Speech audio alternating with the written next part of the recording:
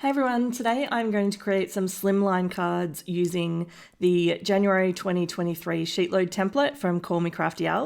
I am part of the collaboration team, so you can use the hashtag on the screen now. That'll also be in the title and the description below to see all of the wonderful cards made by the other collaboration team members. I will also include the link to where you can get your hands on the template. Today I'm actually going to use something I've had in my stash for a while, which is Project Life cards. So I have loads of these in 3x4 and 6x4.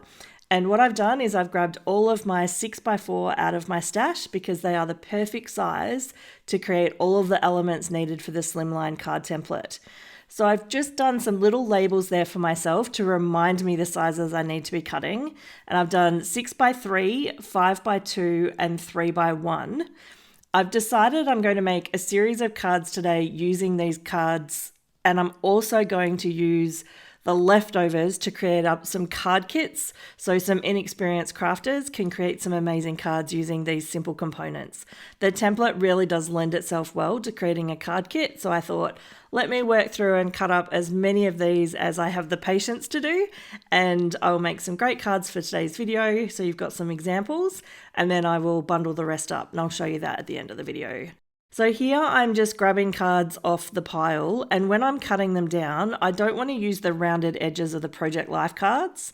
So I'm trying to figure out the best way to cut these down so that I get the most out of the paper. Now, in some instances, I'm creating a 6x3 panel, and so I'm just cutting something off the left and the right, which gets rid of that curve and then creates the perfect size. For the 5x2, I actually cut things off the short end and then I cut it in half. So there's a few 6x3s here as I'm running through and doing this, and I am trying to pick the best way to cut down the paper depending on where there's space for you to do project journaling. In the end, I decided to ignore it because it got really complicated to try and figure out where the pattern paper was going to line up in the card design. The Project Life cards themselves are from multiple different packs. I can't remember the names of all of them, but I'm pretty sure one was called Olive and another one was called Rain. And then for the rest, I'm really not sure. They're all jumbled up and mixed in together. For this one here, you can see half of the card is actually a journaling piece. And I was trying to get creative and figure out, can I use ones that have this amount of pattern paper for anything useful on the card? And I worked out if I cut it in half and put the journaling part aside, I could get a few of the 3x1s. All right, I've now gone through and I've chopped everything down and I have big piles of everything. And you can see here that I've got the card bases, which is 6¼ by 3¼ the 6x3 panels, the matting layers, and then I've got my circle card sentiments. Note that the sentiments on the design are 2 inches, but mine are actually 1¾ but I think it meets the intent of the design, so it still worked out pretty well. All right, this is the part that I think people find interesting, which is how do I do my color matching and how do I line up different pattern papers so that things don't end up too busy and too crazy, and with an eclectic mix of colors, I end up with something that makes sense. Now, for me, I tend to sort things into piles and then bundle them together so that I'm not having to make a 1x1 decision for each card. So here I'm going through and I'm picking out some of the sort of bolder, more solid colors. Anything that has a lot of pattern to it, I'm actually leaving in my stash for a future crafting session. If you are enjoying the video, it would be absolutely fantastic if you could please hit the like button. That shows YouTube that you're enjoying the video and it will help it spread to more viewers. Okay, you can see here I'm just shuffling through. I'm putting all of the like-minded colors together.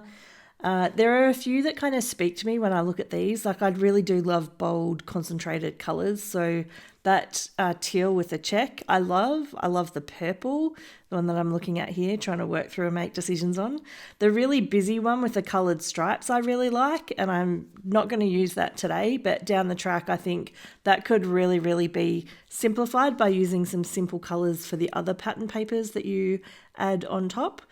For me, the trick is don't combine too many patterns together that are going to compete. All right, so here are my simple colors that I've decided to use, and I'm now moving on to do the second piece of pattern paper. And I'm running through similar to what I did with the 6x3, and I've run through all of the 2x5s, and I'm trying to merge them in together so that I know, do I have enough of each style to match with the papers along the top?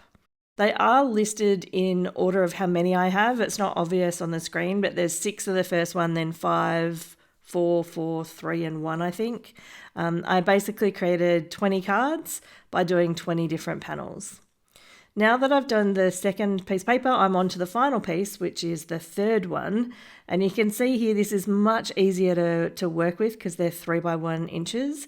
And I'm literally running through, and anytime I find something that I think is going to match, I'm trying it out.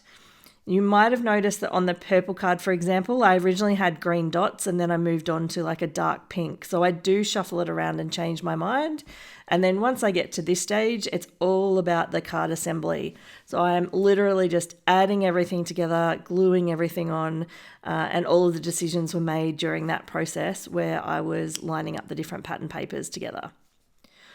On here, you can see I've been a bit strategic. There was a journaling space on the blue paper where there's that white line, and I have deliberately cut my paper so that it's at the bottom portion of the panel, which means as I'm working through and attaching these pieces, noting I'm putting a little bit of cardstock at the end so there's no dip. When I add these, you'll see I put it straight over the top, which means you can't see it. So it really does just look like a really awesome bit of patterned cardstock, and you can't see the little bits that are sticking off to the left with the journaling. Now, for some of the cards, I wasn't able to completely cover it, but I just incorporated it into the card design, and they all ended up looking really good. I'm really happy with the ones that I've created. Here I'm just attaching the panels onto the white card bases. Now these card bases are a slimline size. They are 6 1/4 by 3 1/4. And then I've just cut them so that I have a 1/4 inch border around. And attaching these is very straightforward. They line up really nicely and easily. I do always attach them upside down, and I have the crease of the card facing me. And that means that if the card is slightly incorrect in terms of size and needs to be trimmed down, I can trim it down at the end where I put the pattern paper on last. It just means it's much easier to correct it if I've made a bit of an error. Okay, I'm laying all of these out, and I love the bold colors. They are super cool. And the only thing I have left now is to add the sentiment. So I have off screen created a whole pile of these sentiments. These designs from Lawn Fawn are fantastic and absolutely perfect for circle sentiments.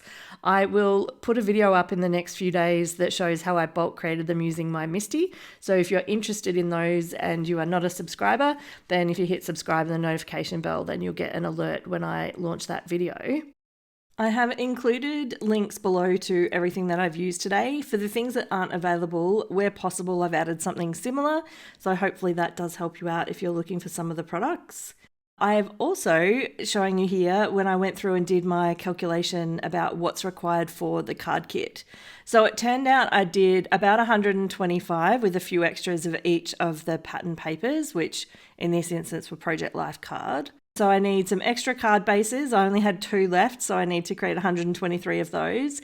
And then the circle sentiments. So I think I only have 20 to 30 of those. And so I will need to go through and create about 100. Do you find creating card kits helpful? There's some layouts and designs that I think it's a really great way to cut things down and use your stash where someone else is putting them together.